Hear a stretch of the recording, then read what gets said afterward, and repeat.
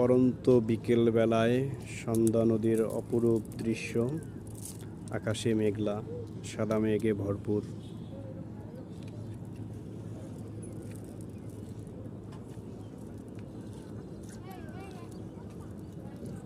মাছ ধরার জন্য আছেন আমাদের কাকা, চেষ্টা করে যাচ্ছেন কিছু একটা পাওয়ার জন্য। তার সুন্দর একটি দৃশ্য ধারণ করলাম।